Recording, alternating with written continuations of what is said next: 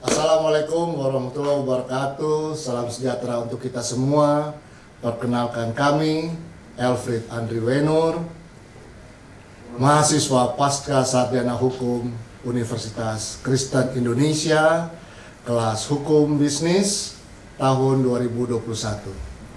Pada kesempatan kali ini kami akan mempresentasikan tugas dari mata kuliah Hukum Pertanahan yang diampu oleh Ibu Dr. Diana Nampitupulu, Sarjana Hukum, Magister Hukum, dengan judul Peralihan Hak Atas Tanah Melalui Waris.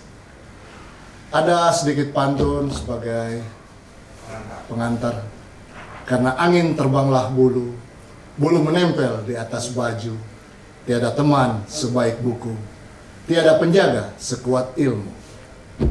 Peralihan hak atas tanah atau primer melalui waris.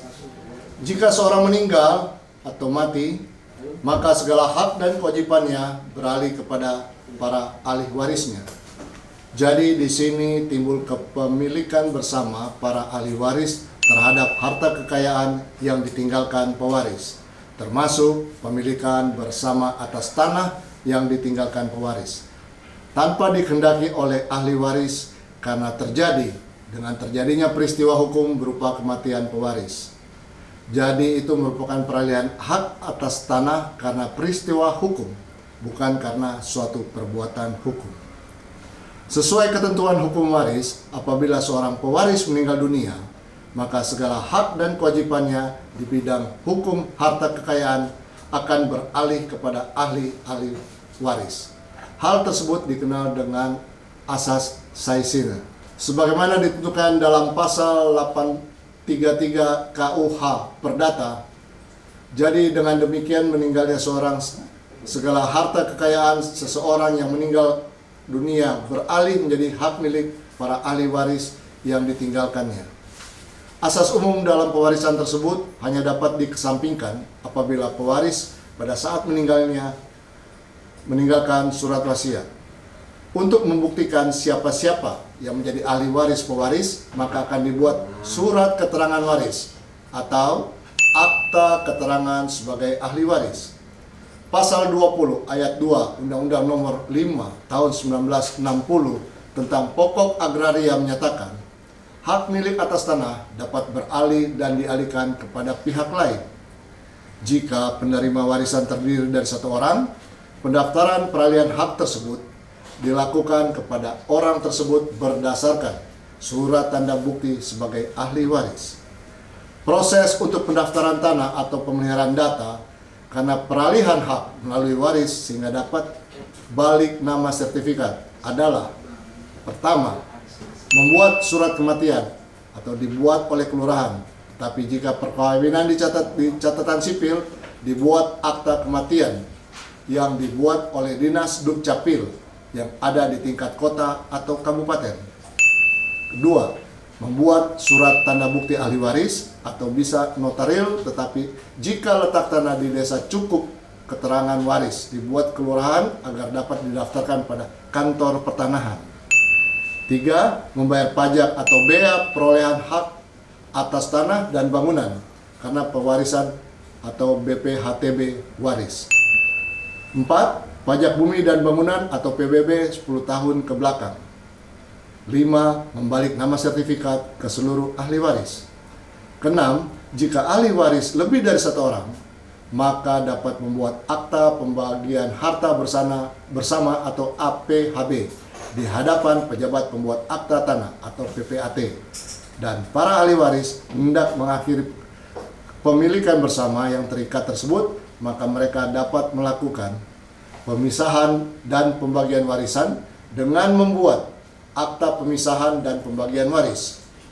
Pemilikan bersama yang terjadi karena pewarisan adalah merupakan pemilikan bersama yang terikat atau gebonden mede egendom. Dan untuk contoh kasus akan dibawakan oleh rekan saya, Roni Sihotang, Sarjana Hukum. Terima kasih atas perhatiannya. Tuhan Yesus memberkati. Baik, terima kasih. Nama Roni Arianto Siotang. Saya membawakan mengenai kasus terkait waris. Jadi sesuai ketentuan hukum waris telah dibahas oleh Pak Elfried kemarin, bahwa apabila seorang pewaris meninggal dunia, maka segala hak dan kewajibannya di bidang hukum harta kekayaan akan beralih kepada ahli waris, sebagaimana ditentukan pasal 833 KUH Perdata. Jadi di sini apabila seorang ahli waris, apabila seorang pewaris telah seorang pewaris ya kita anggap telah meninggal, maka muncul namanya ahli waris dan objek waris. Nah, objek waris ini merupakan proses penentuan apabila para ahli waris tidak melaksanakan dengan sukarela. Ada beberapa hal yang diatur berdasarkan kitab perundang-undangan di Indonesia. Bagi masyarakat non-muslim mengacu kepada kitab undang-undang hukum perdata. Bagi masyarakat Indonesia muslim mengacu pada kompilasi hukum Islam. Sebagaimana disebutkan dalam kompilasi hukum Islam pasal 171 KHI, pewarisan hanya dapat dilakukan ketika pewaris meninggal dunia atau dinyatakan meninggal dunia oleh pengadilan. Nah, berdasarkan pasal 830 bagi non-muslim, bahwa pewarisan hanya terjadi karena kematian, jadi sebagai ahli waris tidak berhak menuntut harta warisannya sebelum pewaris meninggal dunia. Pengalaman kami ada menangani perkara terkait waris, baik itu di pengadilan agama dan pengadilan negeri. Salah satu yang baru kami tanganin itu ada di pengadilan negeri Jakarta Barat, di mana objek waris adalah rumah di Kasakardin Jakarta Barat. Sementara antara ahli waris telah ada kesepakatan dahulu untuk tidak menjual objek waris kepada pihak manapun, karena menurut kakak pertama dan kakak kedua bahwa itu mempunyai nilai histori yang tidak tergantikan dengan uang. Namun dari pihak penggugatnya waktu itu ibunya, cuma ada dua kubu di situ. Ibunya sebagai penggugat, tergugat satu klien kami, tergugat dua klien kami juga, tergugat 3 dan 4 ini hanya tergugat 3 dan 4 mereka berkomplot lah seperti itu. Nah, mereka mintakan kepada pengadilan untuk dibagi objek waris itu sebagai harta waris. Pada saat itu diajukan gugatan dan memang kesumiran pada saat itu dari pihak kita telah melakukan pembagian hak waris dari masing-masing ahli waris. Cuma itu tidak secara detail dan tertulis pada saat itu dilaksanakan. Jadi sistem pembuktiannya yang kita tekankan di situ, memang waktu itu dari pihak ahli waris, sehingga digantikan hak mereka, bahwa mereka telah berulang kali memintakan kepada tergugat 1 dan 2, yaitu anak pertama dan kedua, untuk membagi secara sukarela. Cuma karena ada kesepakatan terdahulu yang telah dilakukan, baik telah membagikan hak waris, jadi tergugat 1 dan 2 tidak mau. Cuma itulah yang menjadi problematika pada saat itu, karena tidak ada pembuktian secara tertulis mengenai serah terima, baik secara notaril, bahwa hak waris dari tergugat 3, 4, dan penggugat telah diberikan oleh tergugat 1 dan 2, sehingga pengadilan memutuskan bahwa itu dibagi berdasarkan hukum perdata. Pengalaman kami juga waktu itu ada klien yang beragama Muslim, kebetulan si penggugat ini anak dari istri kedua almarhum. Cuma dari istri pertama itu tidak punya anak, terus almarhum punya anak dari istri kedua.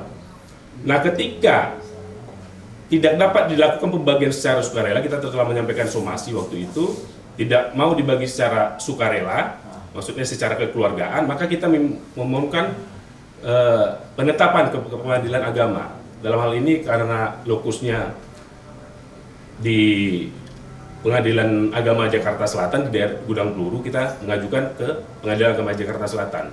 Pada saat itu ditetapkan pembagian waris menurut hukum Islam, sehingga selesailah dengan demikian. Oke, terima kasih.